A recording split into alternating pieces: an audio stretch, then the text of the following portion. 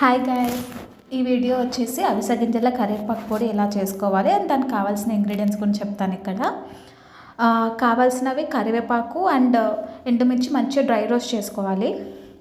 And తర్వాత పల్లీలు, నువ్వులు, మెంతులు, ధనియాలు అండ్ కొన్ని seeds, sunflower seeds, pumpkin seeds,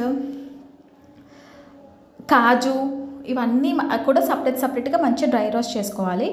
అవి అయిపోయినాక మనము అవిసె గింజల్ని కూడా మంచిగా with oil or without oil, మీ ఇష్టం. మేము వితౌట్ ఆయిల్ యూజ్ చేస్తున్నాము.